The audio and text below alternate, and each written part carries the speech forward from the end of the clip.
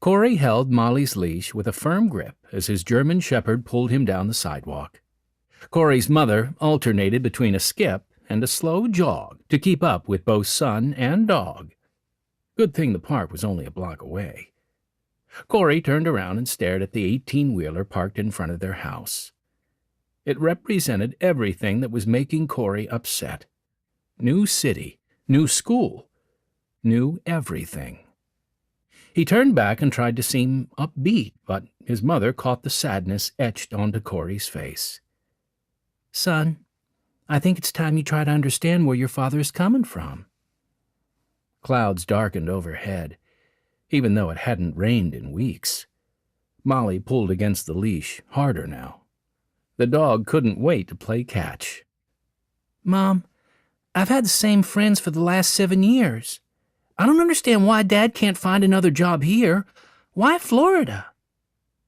For the past 2 months, Corey couldn't stop replaying the scene when his father had come home from work and dropped the bomb. He made it sound like Corey and his mother had a say in the decision, but that really wasn't the case. Truth was, the Max family was headed to a new place and leaving everything familiar behind. "Now, Corey, be honest. Our new home is 1 block from the beach. Clearwater is beautiful, and we'll make sure we go to Disney World over the summers. Can't beat that." The neighborhood park came into view. A green plastic slide and 3 swings with black rubber seats rose up from a circular pit of mulch chips. Corey didn't respond to his mother's comment. Instead, he unhooked Molly's leash from her collar and told the dog to fly and be free. He thought if he were the dog, maybe the move wouldn't be so bad. Molly didn't have friends to miss and never see again. If only he could be like the dog and just eat and sleep. "Yes, Mom, the beach sounds cool, but we've got Galveston here. And Disney World sounds even cooler, but that place is expensive." Mom smiled. "You're sounding like a grown-up. Since when did you start worrying about finances?" Molly was sniffing the grass around the swings, lost in her own world of doggy smells. Corey ignored his mother's question. "Mom, can you honestly tell me that you want to leave here and move halfway across the country?" "Well," she said, "sometimes things change. But God never changes, so we rely on Him."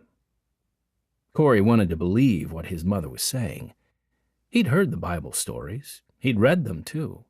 David and Goliath, Moses and the Pharaoh, Noah and the Ark. Now he would be able to write his own story. Corey and the Move.